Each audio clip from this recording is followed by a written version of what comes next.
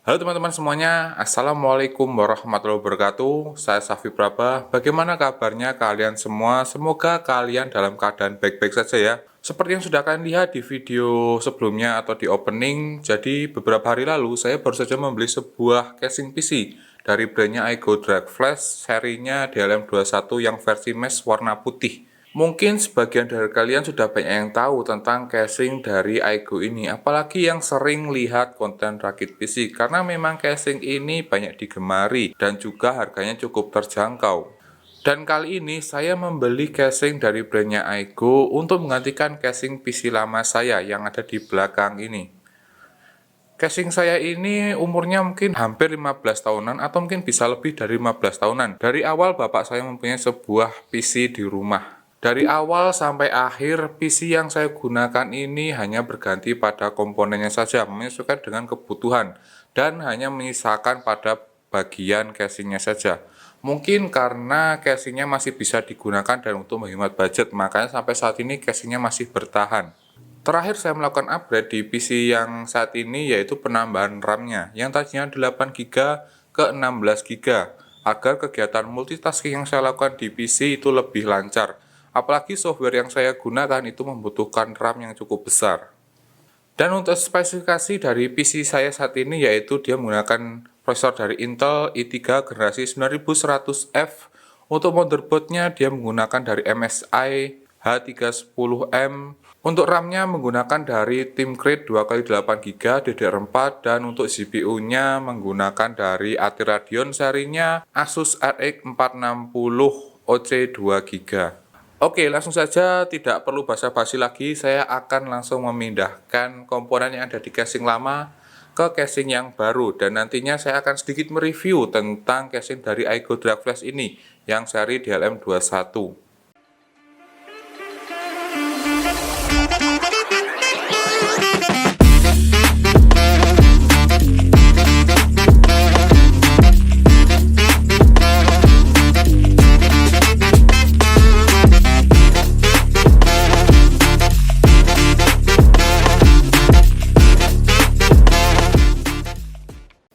Akhirnya selesai juga proses saya memindahkan komponen dari casing yang lama ke casing Aigo Drag Flash ini. Dan ini adalah casing dari Aigo Drag Flash seri DLM21 Luxury MATX yang versi mesh, agar saya lebih rajin lagi untuk membersihkannya. Yang saya tahu dari seri DLM21 ini memiliki dua versi, satu versi yang mesh dan satu versi yang non-mesh. Untuk versi yang mesh itu seperti yang punya saya ini, dan yang versi non-meshnya itu seperti gambar berikut ini. Untuk pilihan warna, casing Aigo Drag Flash ini memiliki banyak pilihan dari warna hitam, putih, pink, dan juga neomin. Casing dari Aigo Drag Flash DLM21 ini bisa didapat di harga sekitar Rp575.000, belum termasuk fan coolernya. Dan kelengkapan yang didapat ketika membeli casing dari Aigo ini, satu akan mendapatkan manual book, kedua akan mendapatkan lap gitu yang mungkin fungsinya untuk membersihkan komponen-komponen casingnya, yang ketiga akan mendapatkan kabel disk yang saya rasa jumlahnya agak kurang, jadi lebih baik kalian membeli lagi kabel disknya biar kabel manajemennya bisa lebih rapi lagi. Dan yang terakhir akan mendapatkan perbautan seperti baut motherboard, baut PSU, GPU, SSD, dan HDD. Selanjutnya spesifikasi dari casing Aigo Drag Flash ini. Dari ukurannya dia berukuran 376x208x405 mm yang sudah include USB 3.0 ada 1, USB 2.0 ada 2, dan HD audio yang semuanya port terletak di bagian atas ini. Selanjutnya untuk motherboard yang support di casing Aigo ini yaitu motherboard ITX dan motherboard MATX. Untuk CPU coolernya kalian bisa memasang model tower maupun model radiator. Untuk yang model tower kalian bisa pasang hingga tingginya 160 mm. Untuk yang radiator di bagian atas ini kalian bisa pasang hingga 240 mm. Selanjutnya, jika kalian tidak ingin memasang spew cooler mode radiator, di casing ini bisa digantikan menggunakan fan cooler yang bisa support hingga 6 fan cooler, 3 di depan, 2 di atas, dan 1 di belakang, berukuran 120 mm, kecuali di bagian atas bisa support sampai 140 mm. Selanjutnya untuk GPU, GPU atau VGA pada casing ini. Jadi casing ini bisa support VGA hingga panjangnya 350 mm. Tapi saya tidak menyarankan, lebih baik di bawah 330 mm saja. Kalau panjangnya lebih dari 330 mm harus melepas fan bagian depan ini.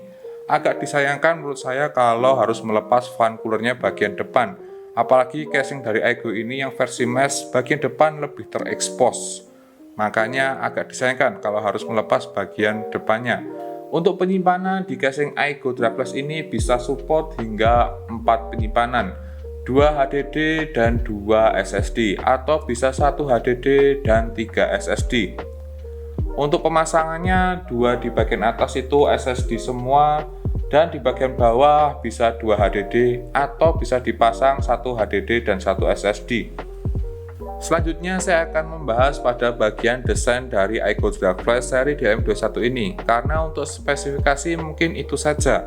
Dari desain Aigo Dragless ini, di bagian depan ada tekstur gelombang gitu, yang saya rasa tekstur gelombang ini lebih kelihatan di casing yang versi non-meshnya.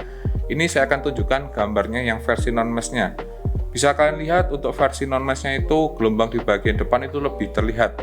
Berbeda kalau di bagian yang versi mesh ini.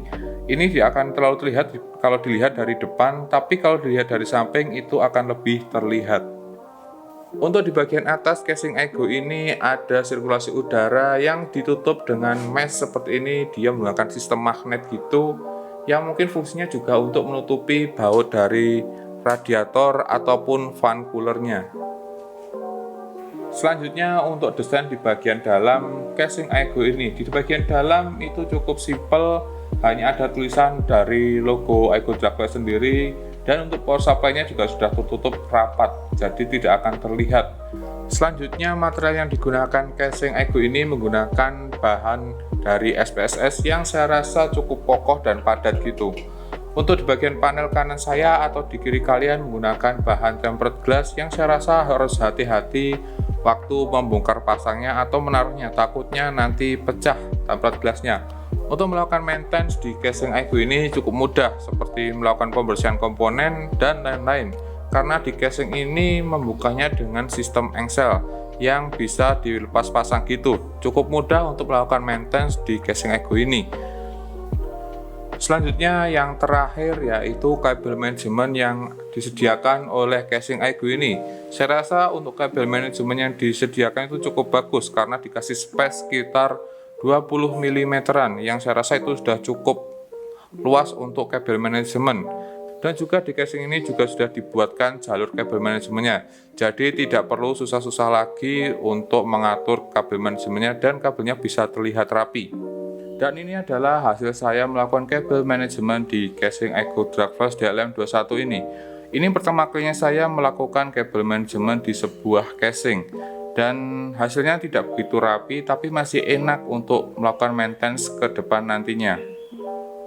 Dan mungkin itu saja video dari saya. Semoga saja video saya ada manfaatnya buat kalian. Jika kalian suka dengan video saya, bisa tekan like, komen, dan subscribe di video saya agar lebih rajin lagi membuat videonya. Saya Safi Praba, mohon undur diri dulu.